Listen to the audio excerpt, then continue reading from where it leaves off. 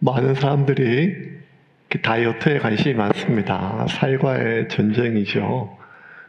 자꾸 살이 찌는 게 또 보기에도 안 좋고 건강도 안 좋아서 고민이 많이 됩니다. 방법은 다 아는데, 방법 다 알죠. 방법이 뭔가 하면 덜 먹는 겁니다. 야식도 좀 줄이고 또 운동하는 것. 근데 몰라서가 아니라 알아도 잘 안 되죠. 그래서 자꾸만 살이 찝니다. 그리고 그 결과 성인병으로 많은 사람들이 좀 병을 앓고 또 심하게 되기도 하죠. 그런데 공교롭게도 2025년 이 7월의 무더운 날, 전 세계에서는 이 많이 먹어서도 문제지만 또 많은 사람들이 먹지 못해서 죽어가는 사람들이 있는 것도 현실입니다. 꼭 가자지구나 우크라이나나 이런 전쟁이 아니다 할지라도 지구촌의 수많은 곳에서는 지금도 하루에 1,000원이 안 되는 돈으로 살아가야 되는 많은 사람들이 있고, 그들 중에 어떤 사람들은, 특별히 아이들 같은 경우는 먹지 못해서 또 굶주리고 심지어 죽어가고 있습니다. 그렇게 먹지 못해서 굶어 죽는다는 말을 의학적으로 영양실조라고 합니다. 영양실조. 그래서 영양은 좀 더 우리가 행복하고 건강하게 살 수 있게 만드는 어떤 영양제가 아니라 우리가 삶에 반드시 필요한 것이죠. 근데 그게 최소한의 것이 공급되지 않아서 죽는 사람들이 있다는 현실입니다. 그런데 이렇게 먹을 것이 없어서 굶어 죽는 것도 비극이지만, 영양실조로 죽어가는 사람들 중에 어떤 부류가 있는가 하면, 먹어도 그것을 삼키지 못하고 삼켜도 소화하지 못해서 그래서 영양실조로 죽는 사람들도 있습니다. 대표적인 케이스가 거식증입니다. 심리적인 어떤 이유로 또 지나친 다이어트로 습식장애가 생기면, 이 거식증이 생기면 먹어도 삼키지 못하고 삼켜도 소화하지를 못해서 영양실조로 죽는다고 합니다. 또 하나의 경우가 중독자입니다. 알코올 중독자들. 알코올 중독자들, 흔히 일방적으로 생각할 때 돕고 노인이 아니더라도 혼자 쓸쓸하게 그렇게 알코올 중독으로 죽어가는 사람들을, 사인을 보면 의외로 간경화나 간암이 아니라 영양실조인 경우가 많다는 거예요. 그러면 이 알코올 중독자들은 너무 오랫동안 이 술만 계속 먹어서 소화했기 때문에 주변에 누가 어쩌다가 가족이나 친지나 아니면 누구라도 좀 살리기 위해서 음식을 주고 본인도 또 살기 위해서 미염이라도 먹고 죽이라도 먹으면 그걸 자꾸 토해낸다는 거예요. 왜냐하면 너무 오랫동안 알코올만 계속 위장해서 처리하다가 그냥 아주 일반 음식이 들어오면 그것을 처리할 수 있는 능력이 없거나 몸이 토해내는 거죠. 그래서 거식증이든 알코올 중독이든 이런 사람들은 먹어서 삼키지 못하거나 또 삼켜도 소화되지 못해서 결국 알코올 중독으로 죽는다고 합니다. 이 참 아이러니죠. 그리고 이게 더 큰 비극이라고 해요. 그러면 오늘 한번 우리가 또 이렇게 하나님 말씀 앞에서 우리를 좀 봐야 되는데, 우리가 2주 전에 성찬식을 했습니다. 성찬식은 이 떡과 포도주, 그러니까 쬐끄만 잘라놓은 카스테라 조각 하나, 그리고 약간 알코올기가 들어있는 포도주스 작은 컵에 있는 것 하나, 그것을 우리가 먹고 마셨습니다. 단순히 어떤 하나의 형식이나 어떤 행사가 아니라 실제로 예수 그리스도가 우리 안에 들어옴을 믿고, 그래서 예수 그리스도를 우리가 영접했을 뿐만 아니라 우리가 예수님의 살을 먹고 예수님의 피를 마심으로 말미암아 이제는 사람이 떡으로만 살 것이 아니라 하나님 말씀으로, 예수님 말씀으로 살고 다시는 목마르지 않는 영원한 생명수 대신 예수님의 피를 통해서 이제 그것이 우리가 소화가 되고 우리의 살이 되고 말씀이 능력이 되고, 그리고 세상의 어떤 쾌락과 즐거움에 목말라 하는 것이 아니라 우리가 우리 안에 기쁨의 만족의 평안 속에서 살아가는 것이 우리가 성찬식을 하는 이유이고, 예수님께서 우리에게 성찬식을 주신 이유이며 또 성찬을 명하신 이유입니다. 그래서 우리가 2주 전에 성찬식을 했지요. 그래서 여러분이 그 삼킨 예수님의 몸을, 살을 잘 소화하셨습니까? 예수님이 여러분이 마신 그 예수님의 피가 여러분이 잘 흡수가 되셨습니까? 그래서 여러분이 더 이상 마시지 말아야 될 것들에 대하여 목말라 하지 않고, 먹지 말아야 될 것들에 대하여 배고파하지 않은 채 여러분이 지금 2주 동안 그렇게 건강하게 살아 계십니까? 이 질문 앞에 우리가 감추어졌던 우리 속에 있는 진실이 드러나기를 원합니다. 오늘 본문은 여러분 기억을 떠올려 보세요. 우리가 3주 전에 38년 된 병자, 이 베데스다 목가에서 그 사람을 예수님께서 치료해 주셨습니다. 안식일날 치료해 주셨죠. 그런데 안식일의 규정을 어겼다는 이유로 유대인들이 예수님을 이제 잡아서 벌을 주려고 하는데, 성전에서 예수님께서 그 유대인들의 마음속에 그 불같이 타오르는 적개심에 기름을 붓죠. 나는 안식일을 내 마음대로 어길 수 있을 정도가 아니라 나는 하나님과 동급이고 내가 하나님의 아들이다. 너희가 하나님을 경배한 것처럼 나한테도 예배를 해라. 이 말에 이제 유대인들은 예수를 죽여야 됩니다. 그래서 그 논쟁이 계속 이어지고 있는 상황이에요. 그리고 이 유대인들과의 예수님의 논쟁은요, 이 유대인, 특별히 성경에 아주 열심인 사람들이에요. 특심인 사람들. 그리고 그냥 단순히 말싸움하는 게 아니라 여기서 예수님께서 그냥 그 말에 그 유대인들의 그 법을 가지고, 율법을 가지고 공격하는 이 사람들의 공격에 제대로 대답하지 못하면 예수님은 그 법에 따라서 교수형에 처해지거나 돌에 맞아 죽어야 될 상황이에요. 그런 상황 속에서 예수님은 계속 반복적으로 나는 이런 말을 해도 된다. 내가 하는 말은 그렇게 율법에 저촉이 되지 않는다. 뭐 이런 것이 아니라 끝까지 예수님이 지금 하시는 말은 내가 맞고 네가 틀렸다 이게 아니고, 너희들이 그토록 지금 열심을 내고 율법을 읽고 성경을 연구해서 얻으려고 했던 하나님의 뜻, 그 하나님의 생명, 참 생명, 그것을 너희가 누리지 못하는 것은 너희가 지금까지 그렇게 태어나서 지금까지 율법을, 모세오경을 암송하고 연구하고 기도하고 그렇게 하나님께 매달려도 찾아도 구하여도 그 참 생명을 너희가 구하지도 얻지도 못해서 너희가 그렇게 참된 삶을 누리지 못하는 게 아니고, 하나님은 너희들에게 그런 참 생명을 주셨는데 그것을 너희가 먹지도 않고 삼키지도 못하고, 삼켰다 할지라도 소화하지 못해서 너희가 그 참 생명을 누리지 못한다.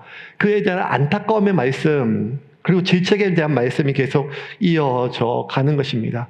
너희가 먹어도 토해내고 마셔도 소화하지 못한다는 것입니다. 거식증 환자처럼, 알코올 중독자처럼. 그래서 39절 41절 이렇게 말씀하십니다. 너희가 성경에서 영생을 얻는 줄 생각하고 성경을 연구하거니와 이 성경이 곧 내게 대하여 증언하는 것이니라. 그러나 너희가 영생을 얻기 위하여 내게 오기를 원하지 아니하는도다. 나는 사람에게서 영광을 취하지 아니하노라. 성경을 그렇게 읽고 성경에서 영생을 얻는 줄 알고 하나님 말씀을 연구하고 이 말씀이 내게 대하여 끊임없이 길이요 진리요 생명 되신 말씀을 공부하고 연구하고 하나님께 기도하거든요. 예배하거든요. 왜 그런데도 이들은 그들이 원하는 그 참된 삶, 평안의 삶을 누리지 못할까요? 왜 그럴까요? 이것이 오늘 하나님이 또 예수님께서 오늘 본문을 통해서 우리에게 주시는 첫 질문입니다. 왜 누리지 못할까? 숨겨진 진실이 있다는 거예요. 여러분, 메디슨 카운티의 달이라고 하는 영화 혹시 아세요? 보셨어요? 오늘 한번 볼까요? 옛날에 봤는데 내용은 잘 기억 안 나요. 어떤 달이 얽힌 것인데 이제 어머님이 이제 한 여자가 죽어요. 어머님이죠. 어머니 돌아가시고 나서 유품을 정리하다가 딸인지 아들인지 자식이 깜짝 놀래요. 어머니 어떤 일기장을 봤는데 그 어머니의 일기장에서 엄마가 바람핀 이야기예요. 그래서 이제 어머니 굉장히 정숙한 여인이었고 자녀들 잘 키웠고 아버지를 사랑했고 그런 어머니를 알고 있었는데, 어머니 돌아가시고 나서 그 일기장에 보면 아주 오래전에 그 다리에서 만났던 한 그 기자, 클린턴 몰라, 뭐 이름도 잘 안 나요. 만약 그 유명한 영화 배우가 연기했던 그 사람을 만나서 그 짧은 기간 동안 그렇게 이렇게 사랑 이야기지만 사실 바람핀 이야기죠. 불륜에 대한 이야기입니다. 그래서 이제 그걸 보고 이제 대하는 뭐 자식들 태도 좀 다른 것 같아요. 막 그 아들 같은 경우는 이제 기억이 잘 온전치가 옛날 영화라서 아들은 엄마가 어떻게 이럴 수 있어? 아버지 불쌍해서 어떻게 배신의 마음을 가지고 하고 딸은 우리 엄마가 이런 사랑이 있었네. 뭐 이렇게 반응이 좀 달랐던 거 기억이 나요.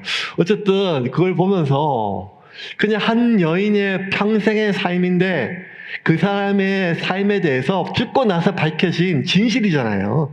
그리고 이 여인이 가장 행복했던 순간, 가장 자기가 살아있다고 느꼈던 순간은 그 남편과의 살았던 그 긴 세월도 또 자식과의 그 순간 뭐 있었겠지만, 하지만 가장 자신이 살아있다고 생각했던 그 순간은 언제였는가 하면 그 한 남자를 만나서 짧은 기간 동안 사랑했던 뭐 그런 이야기입니다.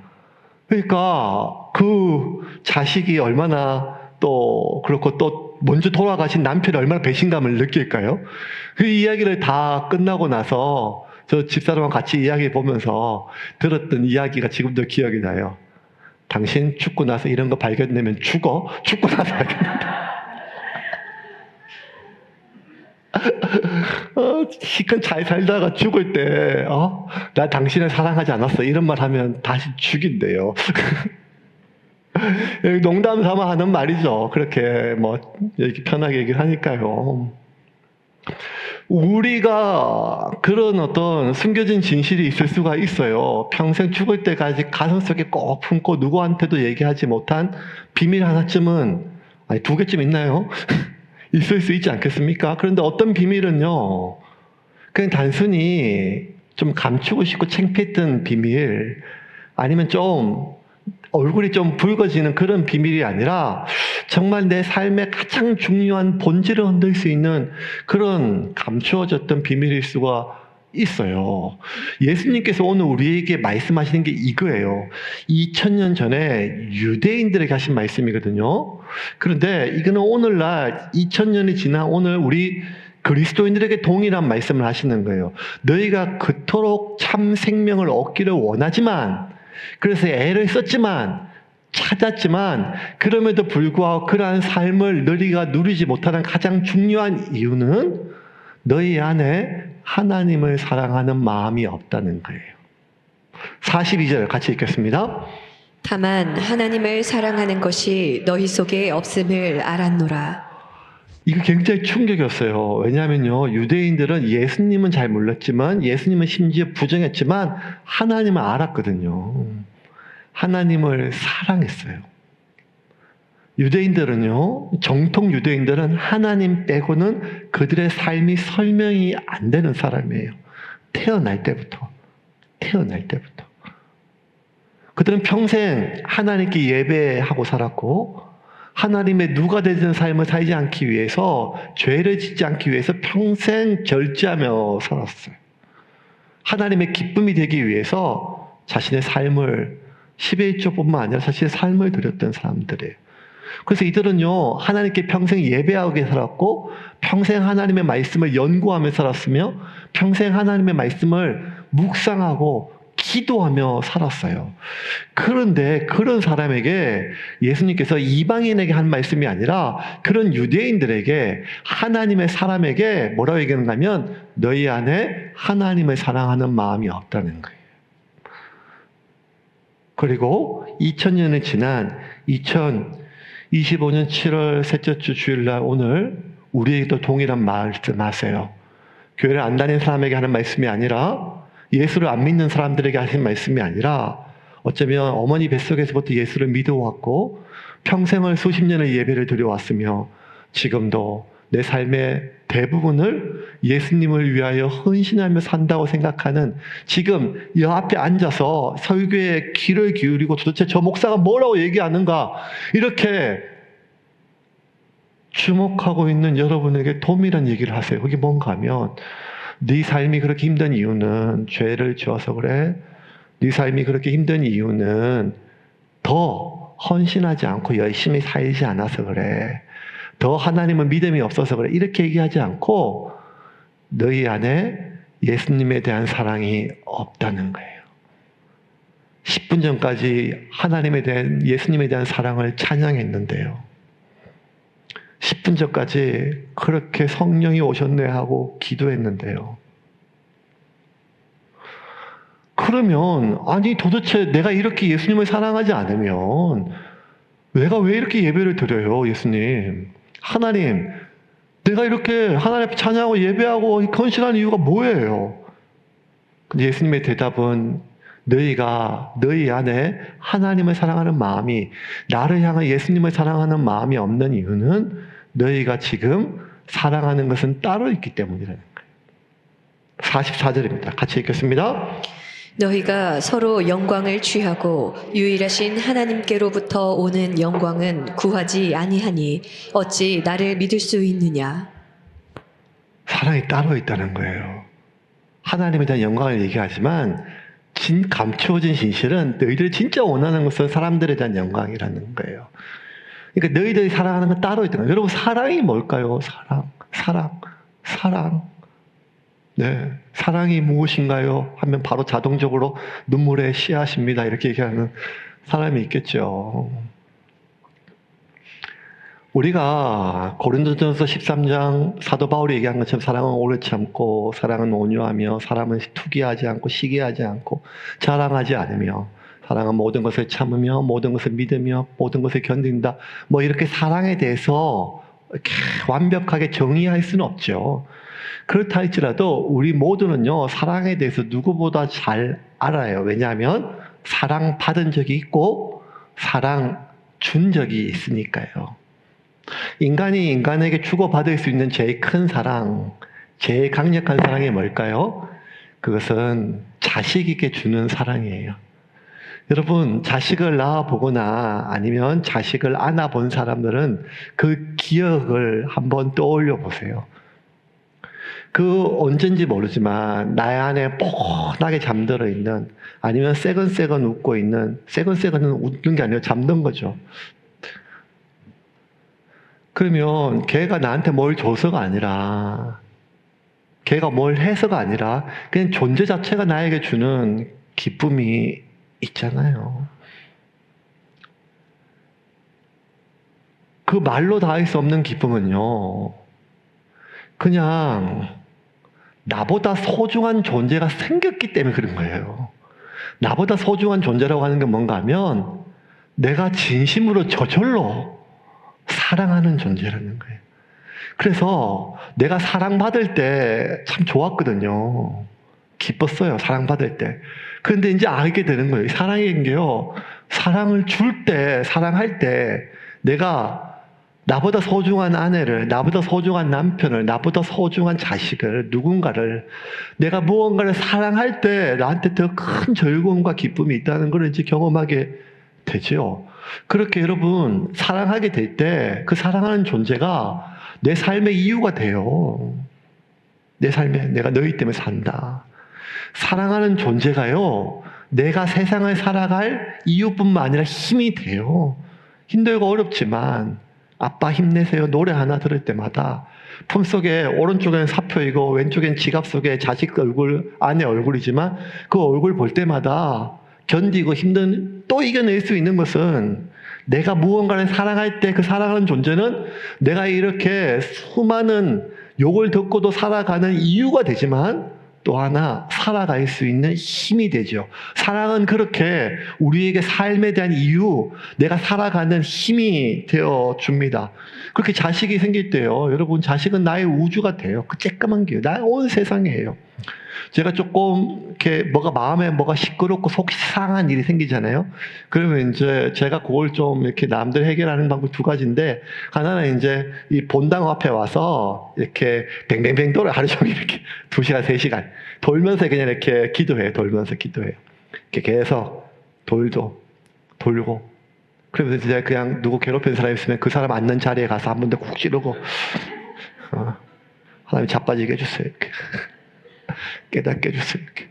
뭐 옛날에 그랬다는 거예요, 여러분. 또 또 한 가지 뭔가 하면 목욕실에 가서 동영상 하나 틀어요. 뭐 틀은가 하면 자주 보는 과학 동영상에 우주의 크기에 대한 동영상이에요. 수십 번 봤어요.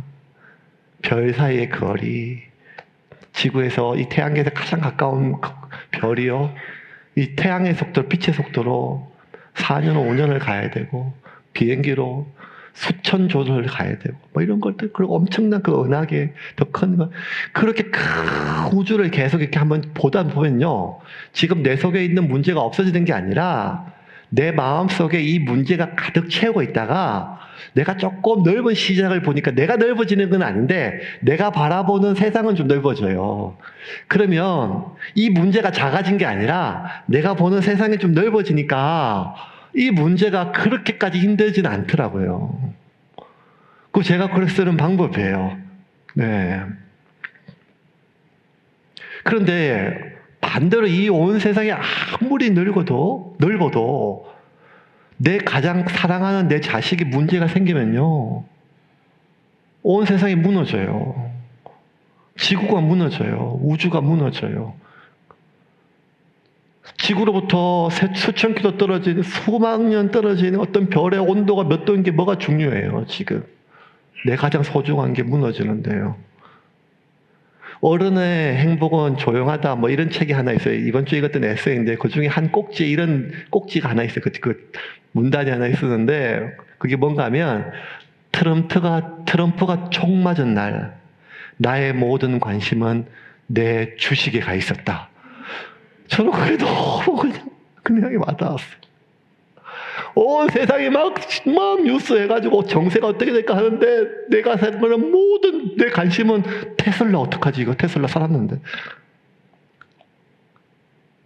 우크라이나에 수많은 사람들이 죽어가고 부모가 자식을 잃어버리고 가자 지구에 수많은 아이들이 죽어가는 순간에 그런 뉴스가 터질 때, 그들의 세상이 무너질 때, 누군가의 삶이 무너질 때, 온 우주가 무너질 때, 그 소식을 듣자마자 나는 본능적으로 떠올렸죠. 뭘 떠올렸는가 하면 나의 가장 소중한 것이 어떻게 될까? 내가 지금 사랑하고 있는 것, 내가 관심 쓰고 있는 것, 그게 주식이든 그게 사람이든 그게 회사든 그게 뭐든지 간에 나의 세상은 거기니까요. 어디? 내가 지금 제일 사랑하는 그것, 내가 제일 기대고 있는 그것, 그게 나의 세상이고 나의 우주거든요.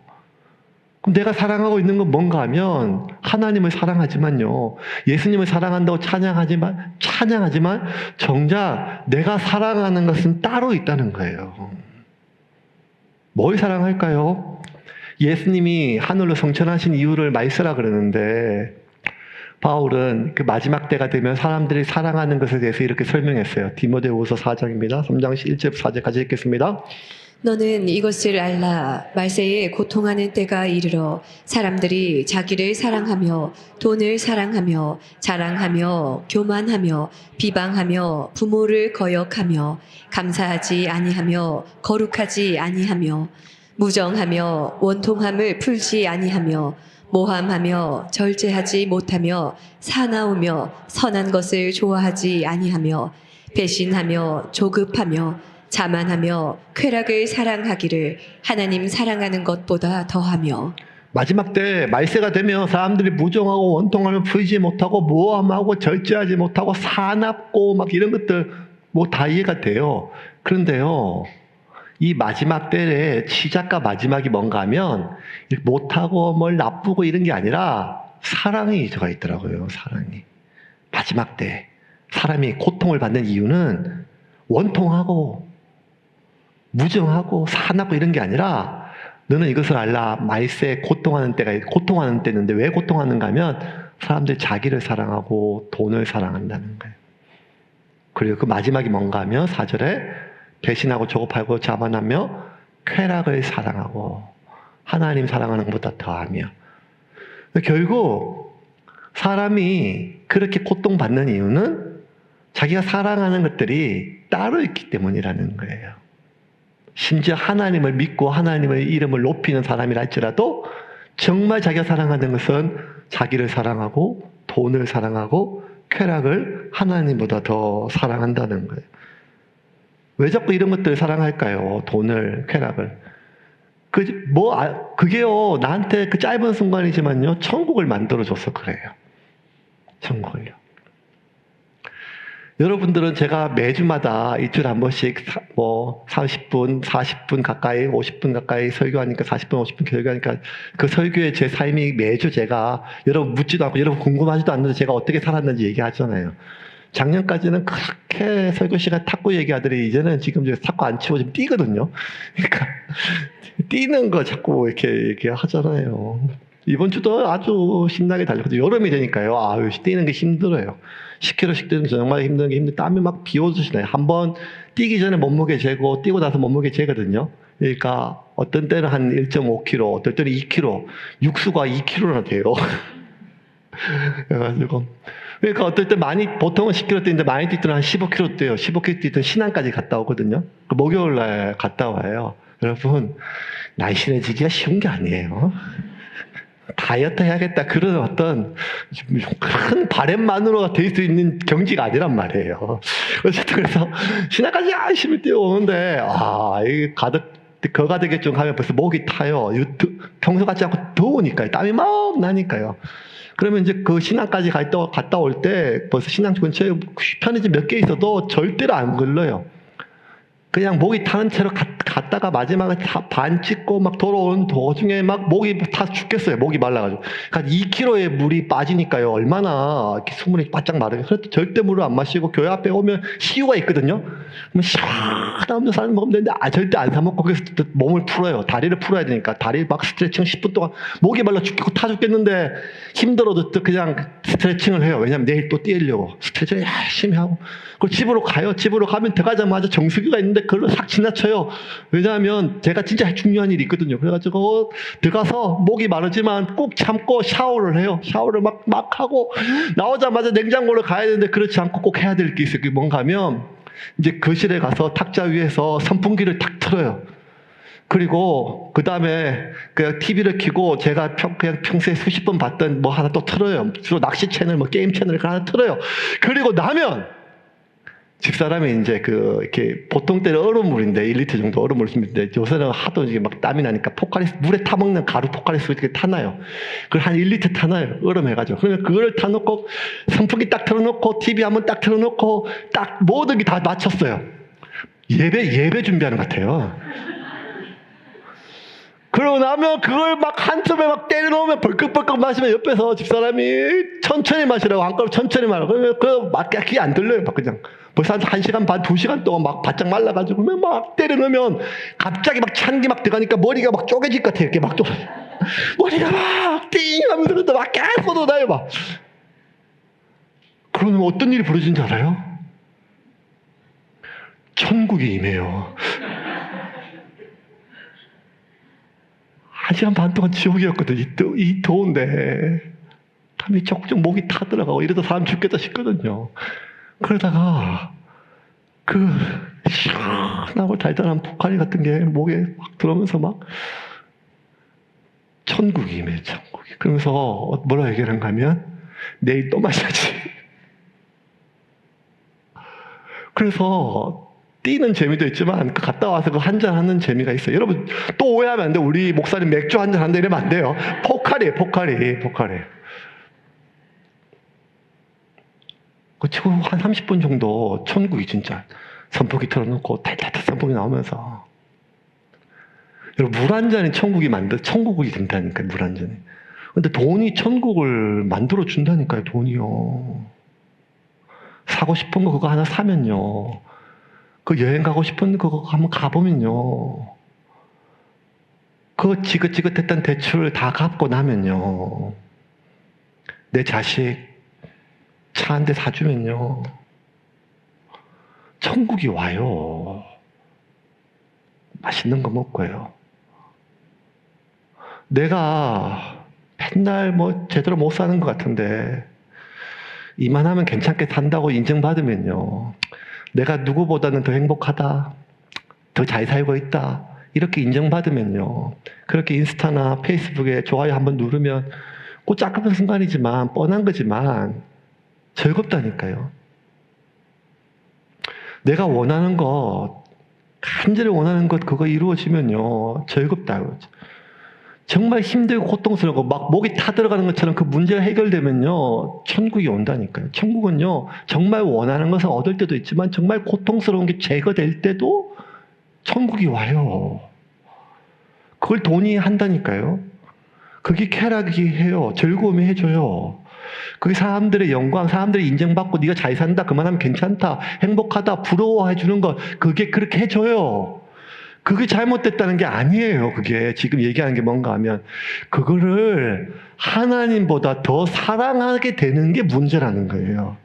왜냐하면 그 천국이 막 머리가 타들어가는 목에서 타오는 그 음료수가 너무너무 천국인데 한 30분 간다니까요.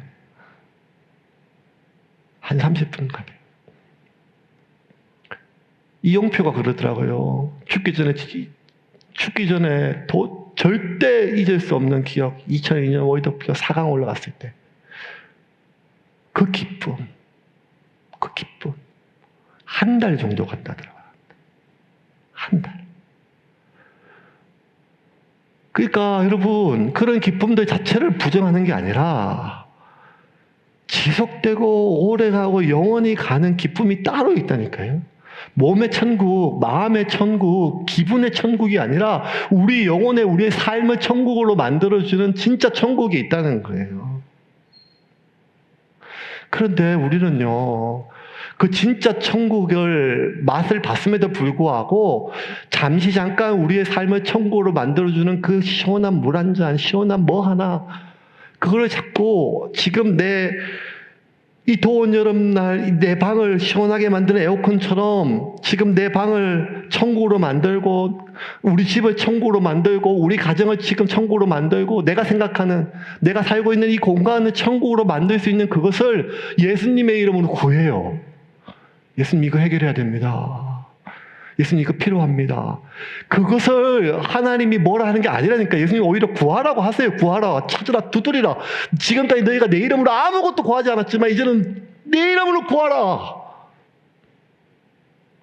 그런데 예수님이 지금 하시는 말씀 핵심이 뭔가 하면 그게 천국을 대신할 수는 없다는 거예요. 그게 이 세상을 살아가면서 하나님이 주시는 참된 삶을 대신할 수는 없다는 거예요. 천국을 사라고 얘기하세요. 천국을. 그러면서 예수님께서 마태복음 13장에 천국장이라고 하든지 천국만 쭉 예수님께 비유로 말씀하세요. 그래서 밭에 받친 보화 비유를 하시면서 이렇게 말씀하세요. 마태복음 13장 44절 같이 읽겠습니다.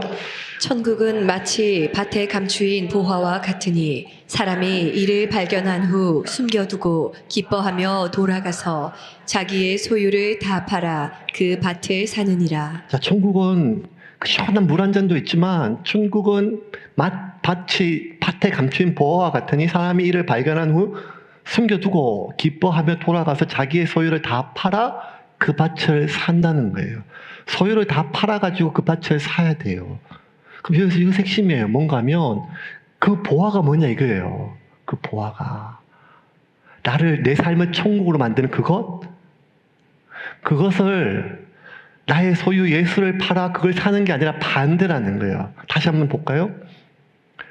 천국은 내가 생각하는 예수를 팔아 내가 생각하는 그 천국을 사는 게 천국이 아니고요. 내가 생각하는 나를 천국으로 만들어주는 나의 삶의 천국, 나를 천국으로 인도하는 내 몸을 천국으로, 내 마음의 천국으로, 내 삶을 천국으로 만드는 내가 생각하는 그 천국, 나의 천국을 팔아 내 소유를 다 팔아 예수를 사는 거라는 거예요. 왜냐하면 예수가 바로 천국이기 때문에. 오해하면 안 돼. 뭘 오해하는 거면 우리가요. 예수는 천국으로 가는 길이 아니라 예수가 천국이라는 거예요, 이게. 예수는 천국을 얻을 수 있는 길이 아니고 예수가 천국이라는 거예요. 그래서 천국은 예수를 팔아 천국을 사는 게 아니라 내가 생각하는 소유를 다 팔아 천국이신 예수를 사는 거예요. 누구든지 예수를 믿을 수는 있어요. 예수님이 나를 위해 하신 일을 인정하면 되니까요. 예수를 믿는 것과 그 예수를 사는 것은 별개의 문제예요. 예수를 믿어서 우리가 지옥 안 가고 천국 갈 수는 있겠지만 이 세상에서 예수를 누리고 천국을 누리고 사는 것은 별개일 수 있다니까요. 그러면 내가 이 세상에서 예수와 더불어 예수로 말미암아 예수님 때문에 천국을 누리기 위해서는 그 예수를 사야 된단 말이에요.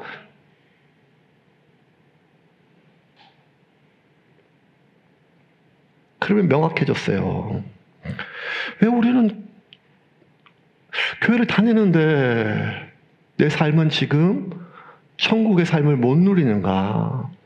믿음이 약해서 더 헌신하지 못해서 아직도 끊지 못한 죄가 있어서 더 열심을 내지 못해서 뭐 그럴 수도 있겠죠. 그런데 오늘 예수님이 우리에게 하시는 말씀은 하나예요. 그게 뭔가 하면 너희가 나를 예수를 믿었음에도 예수를 영접함에도 예수를 따름에도 너희가 그 영생을 참된 삶을 천국을 누리지 못하는 이유는 나를 사랑하지 않기 때문이라는 거예요.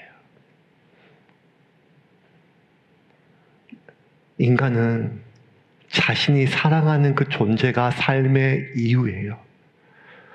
사랑하는 존재가 삶의 힘이란 말이에요.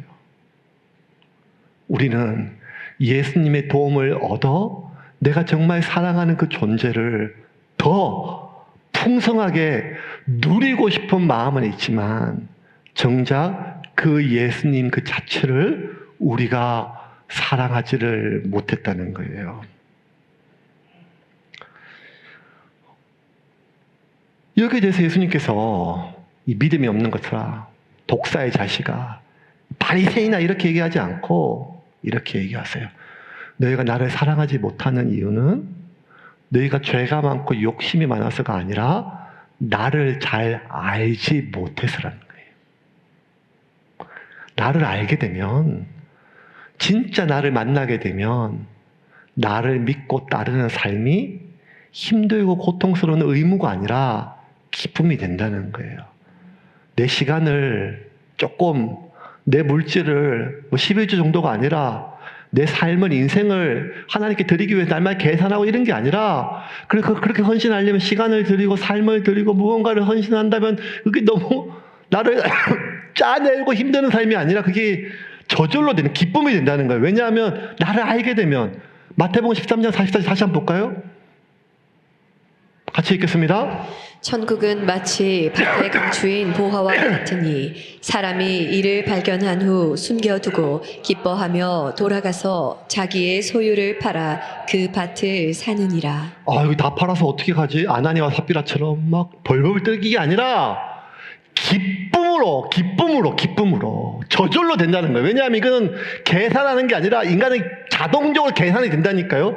트럼프가 죽어도 온 세상에 전쟁이 일어나도 나는 자동적으로 내 주식에 어떻게 될까 안위가 있는 것처럼 그냥 나한테 뭐가 이득이 되는지를 인간은 자동적으로 안단 말이에요. 그러면 더 좋은 거면 내 모든 걸 파는 게 기쁨으로 저절로 빨리 그게 믿음이기 때문에 하나님이 그렇게 명령하기 때문에 그렇게 해야 되기 때문이 아니라 그래야 하나님이 나를 지옥에 안 보내고 천국에 보내기 때문에 참고 견디면서 그렇게 하는 게 아니고 저절로 된다는 거예요. 그래서 지난 2000년간 기독교가 종교의 수명이 있거든요. 근데 끊어지지 않고 이어왔던 가장 큰 이유는 교회가 크고 많은 사람들이 뭐 강제로 개종하고 뭐 이런 것 때문이 아니라 지난 2000년 동안 자신의 삶 가운데 예수를 진짜 만나고 그 예수가 자신의 전부가 된 사람들이 있었기 때문이에요. 그 사람들이 예수 때문에 살고 예수의 힘으로 살고 그 예수를 먹고 예수를 마신다는 것이 하나의 설교나 종교적인 어떤 문장이 아니라 나는 오늘도 예수 때문에 살고 오늘도 예수를 먹고 마시며 산다는 사람들이 있었다는 거예요.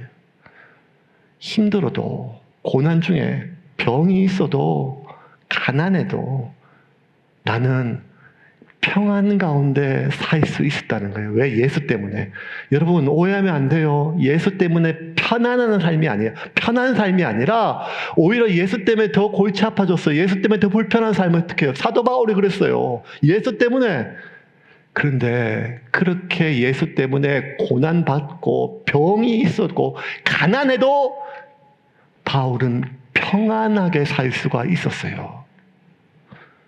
그래서 바울이 신약성경 대부분의 편지 내용이 그거예요. 나는 너희들이 예수 때문에 그 병이 나았으면 좋겠다. 너희들이 예수 때문에 그 문제가 해결됐으면 좋겠다. 이게 솔직한 마음이에요. 그런데 바울이 더 간절한 마음이 뭔가 하면 자식한테 하시는 말처럼 이렇게 얘기해요. 그 성도들에게, 가슴으로 낳은 자식들에게. 나는 너희들이 예수를 알았으면 좋겠다는 거예요. 예수를. 그래서 에베소서 3장 18절 19절 이렇게 말씀합니다. 같이 읽겠습니다. 능히 모든 성도와 함께 지식에 넘치는 그리스도의 사랑을 알고 그 너비와 길이와 높이와 깊이가 어떠함을 깨달아 하나님의 모든 충만하신 것으로 너희에게 충만하게 하시기를 구하노라. 너희 모든 성도와 함께 지식에 넘치는 그리스도의 사랑을 알고 그 넓이, 길이, 높이, 깊이 그 예수에 대해서 너희가 알았으면 좋겠다는 거예요. 기쁨의 책이라고 하는 빌립보에 보내는 편지에 바울이 이렇게 얘기했어요. 기뻐하라, 항상 기뻐하라, 항상 기뻐하라 명령해놓고 이렇게 얘기했어요. 같이 읽어볼까요? 그러나 무엇이든지 내게 유익하던 것을 내가 그리스도를 위하여 다 해로 여길 뿐더러 또한 모든 것을 해로 여김은 내 주 그리스도 예수를 아는 지식이 가장 고상하기 때문이라. 내가 그를 위하여 모든 것을 잃어버리고 배설물로 여김은 그리스도를 얻고 그 안에서 발견되려 함이니 내가 가진 의는 율법에서 난 것이 아니요 오직 그리스도를 믿음으로 말미암은 것이니 곧 믿음으로 하나님께로부터 난 의라. 바울이 자기를 좀 행복하게 만드는 것들이 많이 있었어요. 자기를 좀 사람들에게 내세울 때 자기가 그래도 자기 정체성이 있었어요. 그게 뭔가 하면 사람들에게 인정받는 거, 자기 가문이었어요. 가문. 자기 유대인 중에 바리새파였거든요. 자기 학벌이었어요. 학벌. 가말리엘 문화에서 배웠어요. 열심이었어요. 헌신이었어요. 누구보다 하나님을 높이는 일에 헌신이었어요. 바울이 자기가 내가 바울 된 것, 내가 나라고 하는 사람, 내가 사람들에게 무언가 인정받을 수 있는 자기의 것들이 있었어요. 거기 자신의 배웠던 것, 평생 공부했던 것, 자신의 출신, 자신의 지식, 자신의 가문, 학벌 있었어요. 근데 이 모든 게 다 배설물로 여겨지는 거예요. 왜냐하면 내가 살아가는 힘이 옛날에는요, 이거였는데 그게 아니라 예수를 만나고 보니까요. 진짜 다메섹 도상에서 진짜 예수를 만나고 보니까 이 모든 것이 다 아무것도 아니라는 거예요. 왜냐하면 그게 진짜 아무것도 아니라서 그런 게 아니라 예수가 얼마나 귀한지를 발견했으니까요. 그 예수를 따르며 예수와 함께 사는 삶이 어떤 의미인지를 발견했으니까요. 그래서 그렇게 하는 것이 하나님의 뜻이기 때문에 한 것이 아니라 그것이 좋아서 그 길을 갔어요. 이게 차이예요, 여러분. 우리가 하나님 뜻이기 때문에 시작할 수는 있어도 끝까지 하기는 어려워요. 왜냐하면 인간이 그래요. 우리가 다이어트가 어떻게 하는지 안다니까요. 몰라서가 아니라 시작할 수는 있지만 끝까지는 안 된다니까요. 인간은 의무감으로 의지를 가지고는 끝까지 못해요. 그게 좋음을 확신해야, 그 좋음을 누려야 끝까지 간다니까요. 그게 뭔가 하면 예수가 누구인지를 발견했다는 거예요. 그래서 예수님은 이방인에게 묻는 것이 아니라 유대인들에게, 예수님은 불신자에게 묻는 게 아니라 오늘 예수쟁이인 우리에게 물어요. 뭘 묻는가 하면, 그래서 너는 나를 너한테 나는 뭐냐? 김희규 너한테 나는 누구냐? 3년 동안 예수님을 따라다녔던 제자들에게 물었어요. 예수님을 위해서 배와 그물과 직장과 직업과 가정까지 버려두고 예수님을 따랐던 사람들에게 물어봐요, 지금. 예수님을 믿으니까 따라가죠. 예수님을 아니까 살아갔죠. 누구보다 예수님을 아는 그 사람들에게 물어봐요. 너는 지금 너에게 나는 누구냐? 마태복음 16장 15절 읽고 말씀 정리하겠습니다. 이르시되 너희는 나를 누구라 하느냐? 오늘 성령께서 나에게 주시는 말씀입니다. 희규야, 너한테 나는 누구냐? 너한테 예수는 무엇이냐? 이게 저 설교 원고 화요일에 만들었거든요. 일주일 내내 이 질문이었어요. 나한테 예수는 누구지? 목사가. 나한테 예수는 뭐지? 나한테 교회는 뭐지? 이건 제가 설명할 수 있겠어요. 교회는 저의 안정감이니까요. 교회는 제 삶을 지탱해주고 제 보람이니까요. 희규야, 너한테 성도는 뭐냐? 제가 설명할 수 있어요. 근데 나한테 예수는 뭐지? 이미 알고 있지만 그걸 막 고민하고 있는데 금요일날 급하게 카톡이 왔어요. 서울에서 있는 숙소계 김창곤 목사님 긴급 중보기도 요청이에요.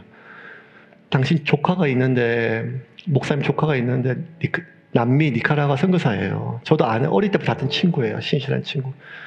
그 선교사님 딸이 아파가지고 몇 번 수술하고 같이 계속 중보기도 하고 있던 그 선교사님인데, 선교사님 9년 전에 10년 전에 니카라과로 갔는데 거기서 가졌던 첫 번째 아이가 좀 몸이 안 좋아서 사모님이 아이를 데리고 한국에 와서 몇 번 심장을 수술했어요. 그리고 9년 동안 혼자 선교사님이 열심히 사역을 했었어요. 그러다가 이제 수술하고 잘 살고 있었는데 한국에서 이번 주에 금요일 날 열이 좀 안 떨어져가지고 병원에 갔다가 해열제로 안 떨어지니까 수액을 맞다 수액을 꽂는 순간 심정지가 온 거예요.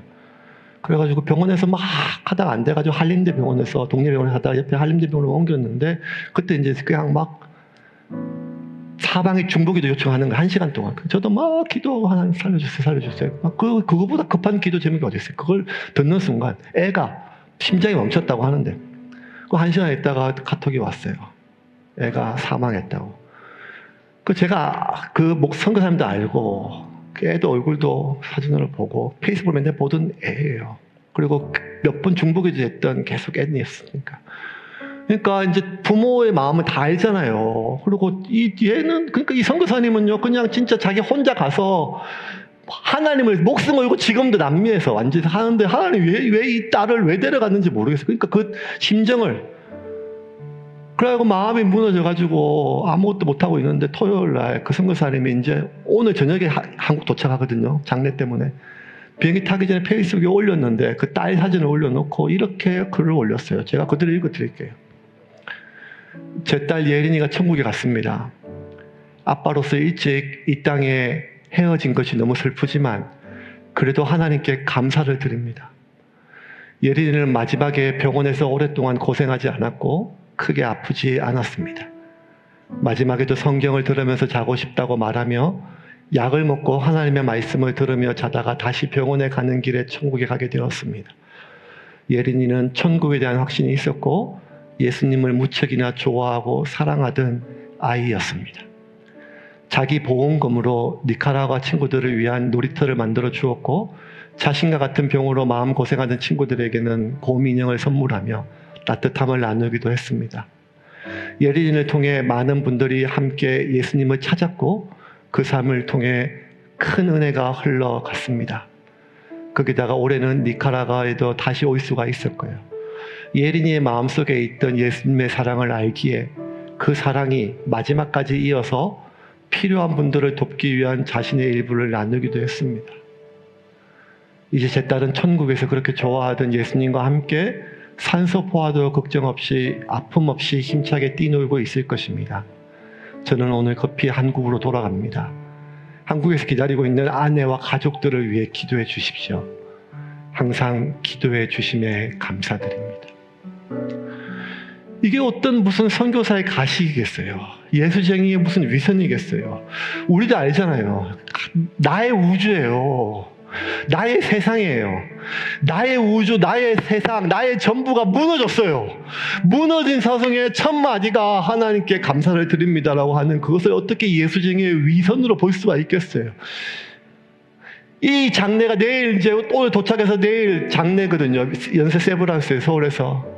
장례가 끝나고 이제 밀려올 그 큰 슬픔과 그리고 눈앞에서 딸이 심장이 정지가 되어가는 그 과정을 지켜본 엄마의 그 충격을 어떻게 견디겠어요? 그런데 그냥 이 선교사님 그냥 담담하게 이렇게 적었어요. 그 큰 슬픔을 어금니에 물고 예수님을 사랑했고 예수님과 함께 살았던 그 예린이,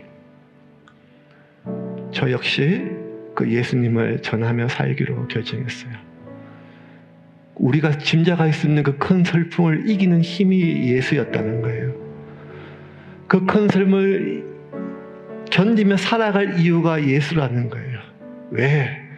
그 예수 때문에 살았고 그 예수의 힘으로 살고 있고 그 예수를 지금 전하는 사람들이 지금 이 순간에도 전 세계 우리 옆에 있다는 것입니다. 누가? 예수를 만나고 예수가 그들의 삶의 이유가 되고 예수가 그들의 삶의 힘이 되며 예수를 사랑하는 사람들입니다. 그래서 저는 오늘 여러분에게 다시 질문합니다. 그 예수를 만났습니까? 여러분에게 예수는 누구입니까? 여러분에게 예수는 무엇입니까? 이번 일주일 동안 이 질문이 여러분 속에 감추어진 진실이 드러나기를 원합니다.